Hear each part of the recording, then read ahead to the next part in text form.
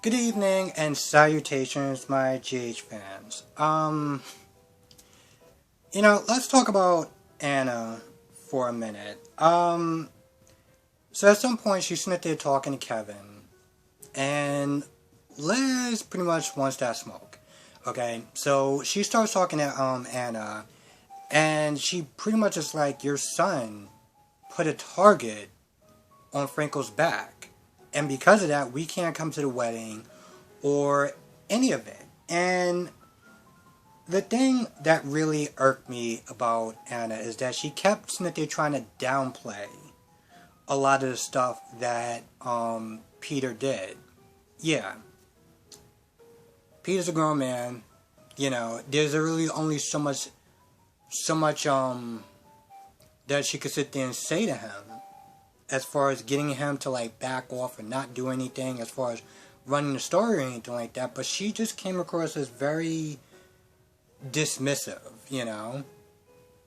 It's almost like she couldn't even fake like she cared a little bit about the fact that Peter put a damn target on his back without knowing all the facts. Um, Later on, and this is something that was just kind of like weird. So at some point when Franco finished talking to Liesel, and Liesel was like, listen, you got to get those memories out your head as far as the Drew memories. This way we can kind of, take care of Peter. And she suggests going to Kevin. So Franco goes to Kevin, and he's like, listen, I need a session.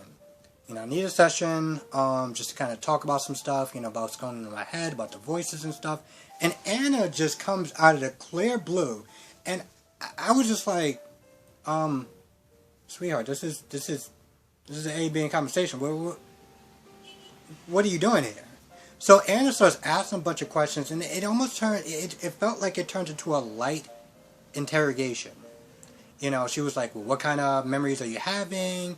What was your time like at, Switzerland with Dr. Kurtz? How many sessions did you have? Did you know anything about Liesel? Just a lot of questions. And, of course, Franco denied them. And before he got a really chance to really kind of, I guess, talk more, Liz interrupted her. Liz interrupted them. And she did this thing that I was just like, why are you that upset? So, Liz knew that Franco was lying about, Liesel as far as, like, her still probably being in Steinbach or whatever, and, like, she's guilty and stuff like that. So, Liz asked, straight up, like, do you know where, Liesel's at? Like, do you know is she back in Port Charles or what's going on? And Franco confesses, and Liz's like, well, why would you keep them from me? And yada, yada, yada. It's like, oh my God, seriously? You act like the one thing that I really love about Liz, and I say that ironically, is that she talks about, why'd you keep that away from me, and yada, yada, yada. And, I don't know, back when Drew, when she thought that Drew was Jason, she kept everything, like, she kept that a secret. But she's going to sit there and start lambasting Franco because he didn't sit there and out his friend. Like, are you kidding me? Liz, you are... I don't know with this chick from one day to the next. I don't. So, Franco pretty much tells her everything, and, Liz is like, well, do you believe her? She always lies. If she's doing something for herself, and, honestly, to tell you the truth, I'm not gonna lie. I don't even remember where it goes, but, yeah, I'm not gonna lie, I don't remember. I don't remember where it went, but I just know that she gave him the riot act, and one of the things that Liesel was concerned about was the fact that, Anna was catching on, and, the whole Maxie getting really close to Peter as far as tying the knot. I'm sitting there thinking, why does that matter if they get married or not? They still share a child. You think marriage is really gonna be whatever? At some point, Liesel does go and visit Dante, and kind of more pressures him to speed up the process as far as taking down Peter. Any means necessary. Even along the lines of, well, a threat as far as like, you do what you have to do to make sure that they don't walk down the aisle.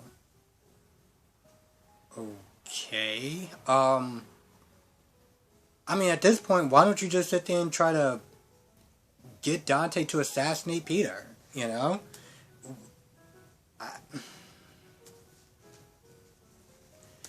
Now let's talk about Alexis. You know, I am trying my damnedest to actually have some sympathy for Alexis, because I know that addiction is it's strong. It's strong. And, you know, when she was talking about how she was sober and she was afraid and stuff like that, it's like, because she's sober, she has to sit there and think about all the stuff that she's did. All the stuff that she's done, the people that she's hurt, her family, her daughters, her friends. But this whole, you know, the minute that she came out her mouth and was like, you know, I just want to go and get another drink, I'm like, I'm sorry, seriously? That's what comes out of your mouth? I want to go and get another drink. You just stabbed a man.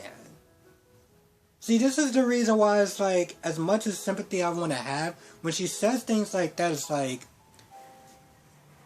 I'm trying not to curse, but this chick is damn near a lost cause. So Dr. Mac has this little 3-second, like, scene, which I'm just like, why did they bring him in there if he just wasn't gonna really, like, you saw him literally for, like, I would say maybe 10 minutes. Under 10 minutes. Like, 2 minutes. And then he leaves, and we don't see him again, and then Jordan walks in. And Martin is there trying to play some sort of, like, angle. I don't know if it's, like, I don't know exactly what kind of angle he's actually playing. But Jordan walks in, and Jordan's like, so is that going to be your defense? Like, you know, you're just straight up drunk? And Jordan pretty much is like, yo, you need to get your life together. I'm not telling you this as a cop. I'm telling you this as a friend. And that's what Alexis is like, you know, I'm sitting there thinking about changing my plea to guilty just to kind of just get it out the way. And Martin looks at her like, are you gonna lost your damn mind? So when Jordan leaves, Martin's like, listen, I get that you don't really care about your life or whatever, but, you know, Valentine is paying me. He also paid your bail, by the way, but whatever. I'm gonna do what I can to sit there and, you know, save you from yourself at this point. So Alexis goes to the hospital. Listen, I get that she wants to make sure that Dante's okay, but, you know, it's one of those things where it's like, oh, so if you say you're sorry, that's going to magically heal the hole in his chest, right? You know, when you try to plunge whatever drug that you didn't even know damn near into his heart. But no, go right ahead. I want to hear you say sorry, because that's going to make everything all sorts of better, right? So she goes in there, and she starts with her apology kick. And, you know, Sam was in there before, just kind of, you know, catching Dante up to everything that happened as far as Alexis being the one that plunged an unknown drug into his heart, and that, you know, she was drunk at the time, and, you know, sympathy. Well, Dante has more sympathy than, well, clearly I would have. But, you know, Dante's like, listen, you need to sit there and try to do your best to, you know, repair your relationship with your mother. So when Alexis comes in, and Alexis is like, you know, listen, I just want to say I'm sorry, I didn't mean it, yada, yada, yada. Dante's like, listen, I've dealt with my share of bad people, you're not one of them. The best thing you can do is repair your relationship with your daughter. And so Alexis looks at her and pretty much is like, yeah, this is a lost cause. You know, I pretty much burnt my last bridge. And with those words, she pretty much walks off, and Dante's like, you know, don't give up on her. So Sam runs to Alexis, tries to get her to go to a meeting, and they're in the room. She looks at all the seats and everything like that. She looks around, and she's like, yeah, I can't do this. And she's about to bolt out. And Sam is like, so, at what point do you think that you hit rock bottom? Because what, stabbing Dante in the chest wasn't enough? Like, what are you doing? And that's kind of the truth. I would sit there and think, like, alright, up until now, you just been pushing people away. Hurting their feelings and whatever. You skated, you didn't do the DUI thing, but you could have,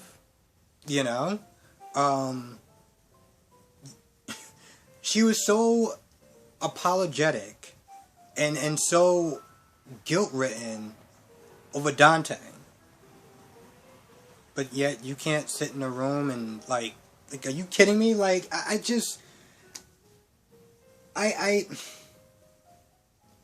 I'm gonna be honest, I'm gonna try not to come off as an asshole. Because I understand that addiction is a very powerful thing. But, like, I mean, if stabbing Dante in the chest with a syringe full of God knows what didn't do it to you, I don't know. I just don't know about that character. Now, in the beginning, Cyrus comes to see Laura. And, you know what? I'm kind of laughing a little bit because not that long ago, the episodes were getting kind of dull a little bit.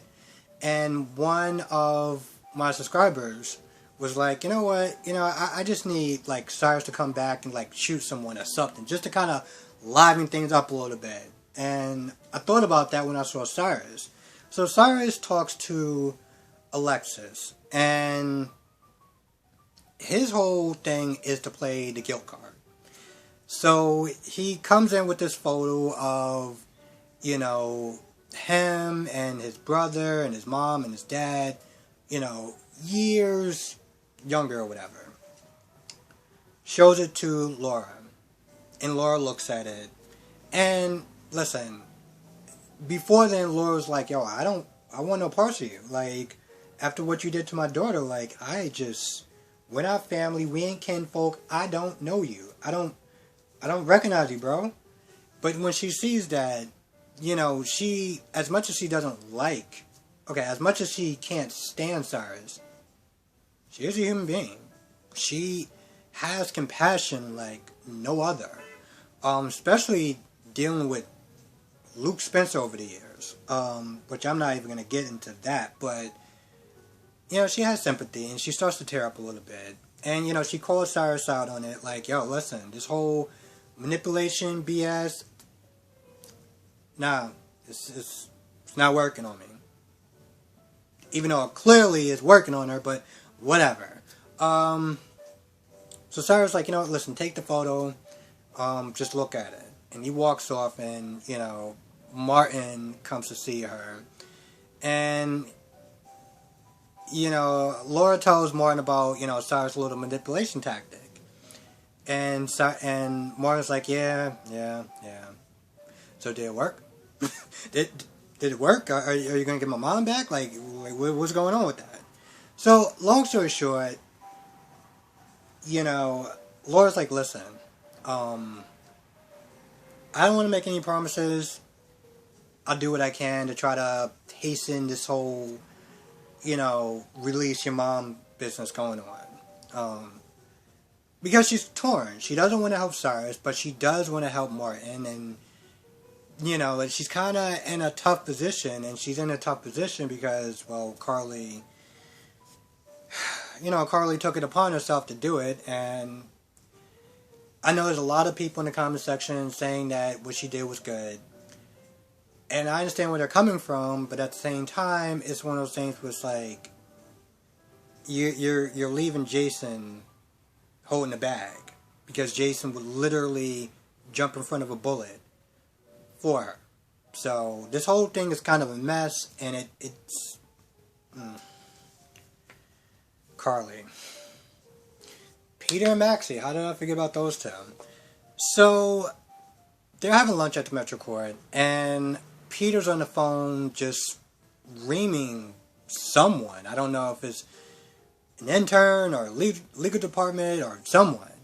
But, you know, it's about the whole Franco article, and he hangs up the phone, and Maxie has that look like... And Maxie says a couple of things like, well, if...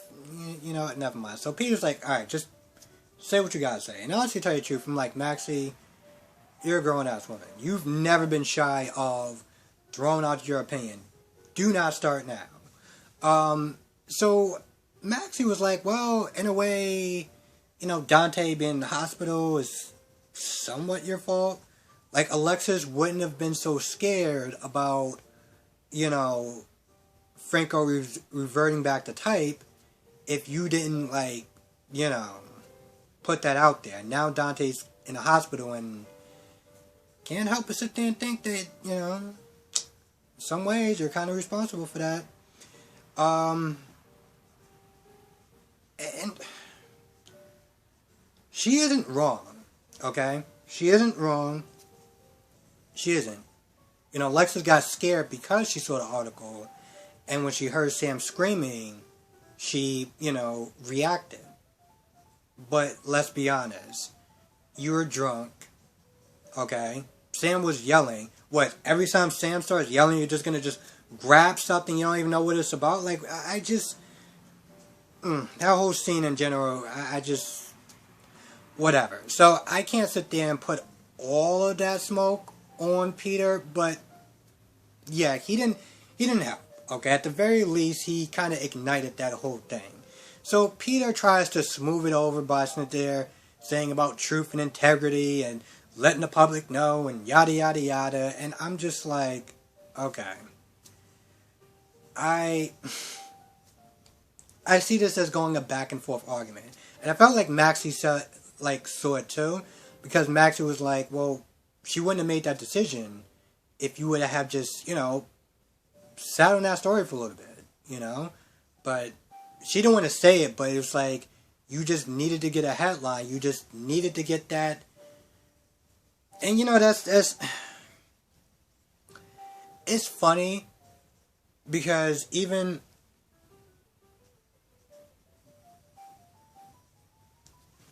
a lot of YouTubers do it. I try not to do it. Hell, there was one video that actually erased because I didn't have all the facts. I didn't even have half of the facts. I only heard a little bit about it, and I put it out. And then I thought about it, and I was like, yeah, this is kind of a bad idea. So I erased the video. So this is not what it turned out to be, but yeah, in some sort of ways, I'm somewhat as bad as Peter, except for I'm not nearly as large as Peter, but I understand where Maxie's coming from. But honestly, to tell you the truth, Maxie kind of dropped it halfway through and started talking about Nathan and how Peter was just a great person, and it just kind of just dwindled into another direction. I was like, okay, Maxie, I saw what you did. I saw what you did. But yeah, I I think that's about it. Thank you for listening to my rant, by the way. Yeah, it sucks when you don't actually have all the information and you put something out there and people start like and by the way, not to really kind of defend myself, but what I put out was nowhere near as damaging as what Peter put out, and I'm just gonna leave it at that. But yeah, I think that's actually about it. This episode was okay. I can't really think of anything else that really happened. I'm not gonna lie, I felt like this episode was almost kind of forgettable. Like, I recorded this twice because I started talking. I was like, what happened with Anna and Liz again? And I actually had to go back and rewatch it a little bit. And so in that sense, I felt like this episode was somewhat forgettable. I mean, Sam spent time with Dante for a little bit. Alexis came in and did her apology, which everyone already knows how I feel about that. But other than that, this episode was okay.